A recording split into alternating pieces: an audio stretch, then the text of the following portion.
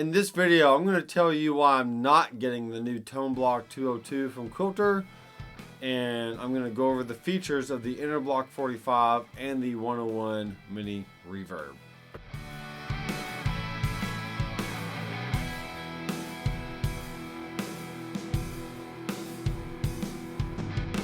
Hey guys, this is Doctor McFarland, and thanks for checking out the channel. So recently, the Toneblock 202 was released by Quilter Amplification. And at first I was really excited. I was like, oh, it's a new amp. I really gotta sell some other stuff and maybe get the new upgraded version because, you know, we all want new stuff, right? Then I got to thinking about it. I was like, well, I'm not really playing in bands. I don't really need those extra features that the 202 provides. And I got to looking at the two Quilter amps I currently have, which is the Interblock 45 and the 101 Mini Reverb. You know, this is pretty much all I need. The Interblock is small enough to fit alongside any pedal board with any array of pedals that you want. And the 101 Mini Reverb, when combined with the BlockDock 10TC, is the perfect little combo amp.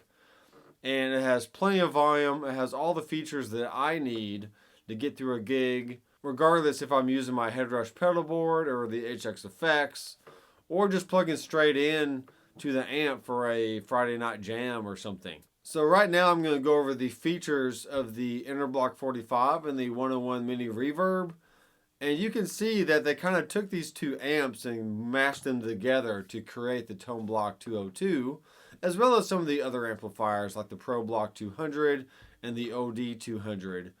And they really wanted to make a more powerful version with 200 watts, FR, full Q, and vintage voicings, a signal output, an XLR output, reverb, limiter, gain, 3-band EQ. I mean, they really took the two amps and just meshed them together to make one high-powered utility amplifier that you can use for any studio, any stage, in really any situation. But for me, I'm pretty sure I'm going to hang on to what I have and just enjoy the sweet tones I get from these two amplifiers. So let's go ahead and check out those features. So let's go ahead and listen to the Interblock 45 first. And we have a simple master, low, mid, and high EQ and the gain knob. We also have an EQ voicing for full Q or vintage. And we have a FR or a cab voicing as well for the master output, as well as a balanced line out and a headphone. Now, if you look at these features right here, you'll see that these are also present on the new Toneblock 202 amplifier. And I feel like they kind of took the features of the Interblock and the 101 and just kind of meshed them together. And I think that's perfectly fine. And there's a lot of players out there that like that kind of flexibility. I really do like having the Interblock 45 with the HX effects on the same board. It keeps everything nice and compact.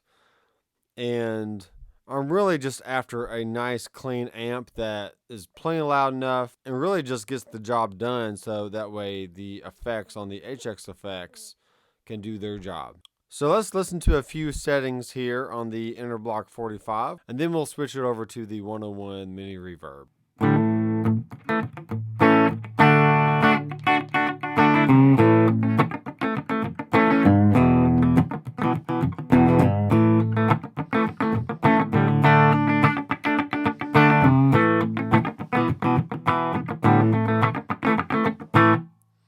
All right, let's crank up the mid-range here and see what happens.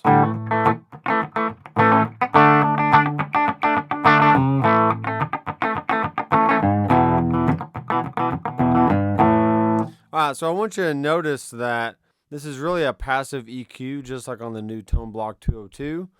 And you're really not adding a lot of gain to the circuit, unlike the 101 Mini Reverb. When you crank up the mid-range knob, you're actually adding more gain to the overall circuit, and it crunches up a little bit. So that's really a big difference that I see between the two units. So let's turn that back down. And I do like having maybe the lows and highs a little bit up.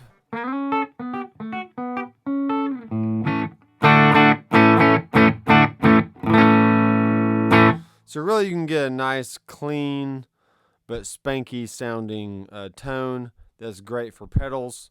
And let's switch it over to the full Q voice and see what that sounds like.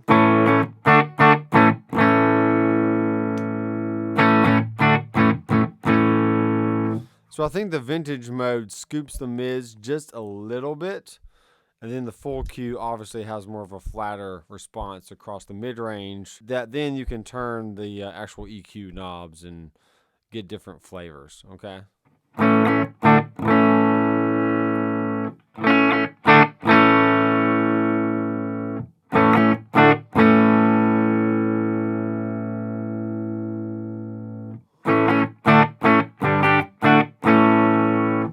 And back to vintage voicing.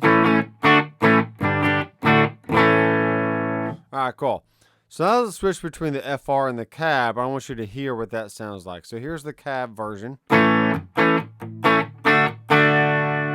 here's the FR version.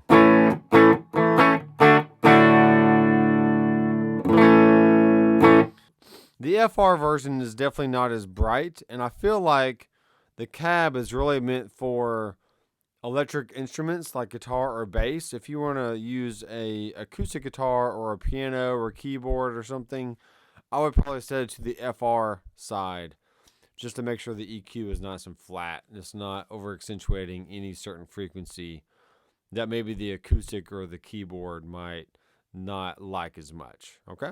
So here's the 101 Mini Reverb plugged into the same 2x12 cab that the Interblock 45 was plugged into.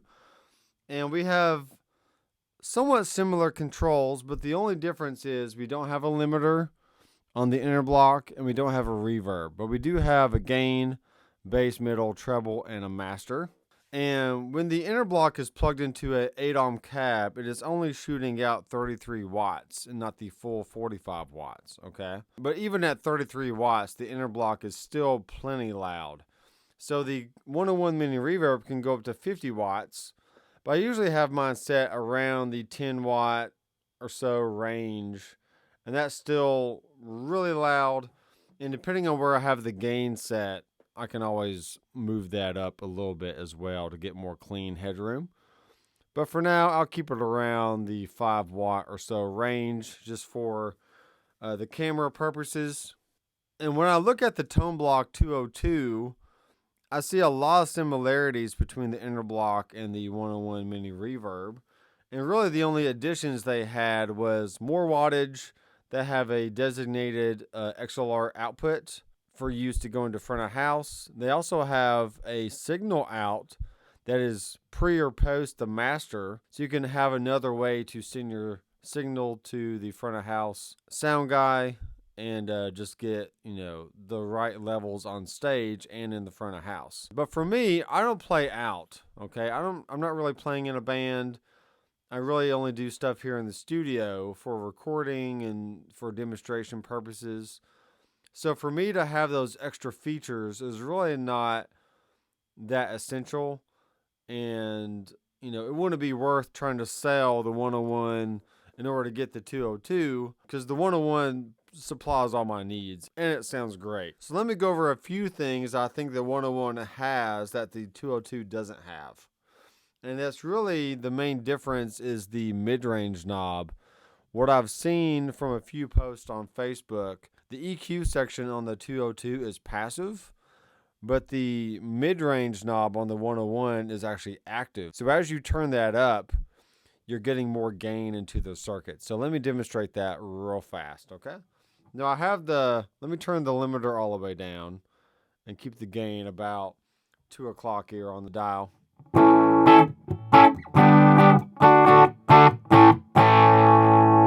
right, now I'm going to crank up the mid-range here. Maybe turn down the master volume.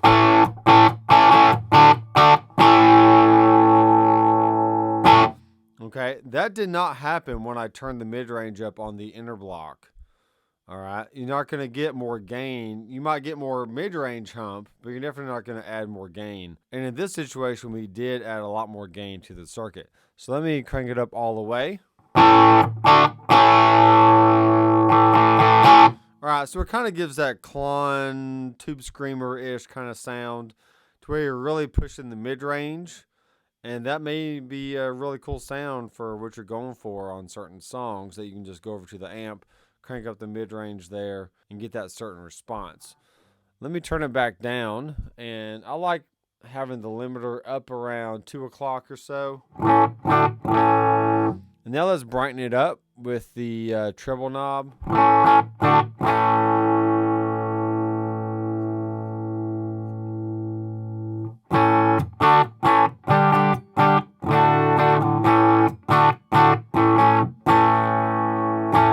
Alright, and let's go ahead and turn on the reverb, which is the inner block does not have.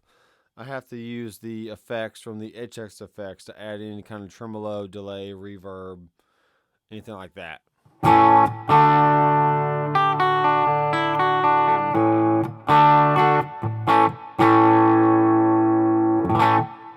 And there's really not a whole lot else you can do with this amp. You can add some stuff into the effects loop.